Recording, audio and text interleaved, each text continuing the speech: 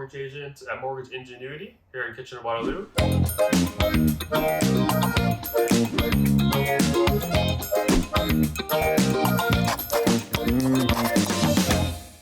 We're here for Mortgage Monday again, and we're here with Lucky today from Mortgage Ingenuity, and we're going to talk about living like the Golden Girls.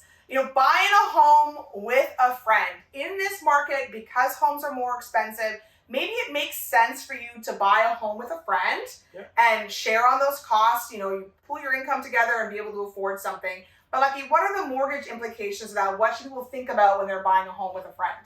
Well, I would say, it's a great idea to get into the market. I think any way possible, I would say, at this point in time. But buying a house with a friend, buying anything with a friend, I would say you have to look at some implications. For the mortgage side of things, I would recommend maybe picking a shorter term, whether it's a 1 year or 2 year term, because you never know what can happen in 1 year or 2 years. Maybe you guys get into a fight, or maybe you guys want to buy your own house somewhere else, or maybe you find a partner or a spouse and you want to buy the house together with them. So once you buy a house with a friend, that mortgage payments, the full mortgage payments, let's say $2,000, get added to your credit bureau. Even though you only own half of the house, your friend owns the other half, you're still responsible for the full mortgage payment, as it will impact your credit history. The great thing about this house is you're building equity together. You know, if you sell the house, you split the money, which is great.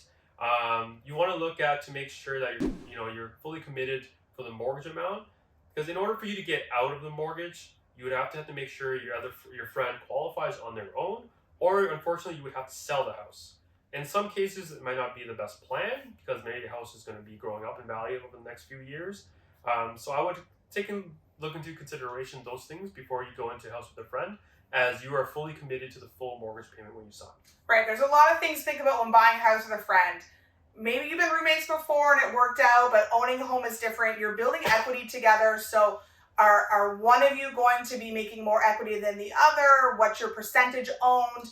Are you going to be filling out, a tenants in common with your lawyer? There's lots and lots of things to think about besides just buying a house and getting a mortgage. Yeah. So it's also important that you speak to your accountant and your lawyer. You let them know what you're doing so you're both protected.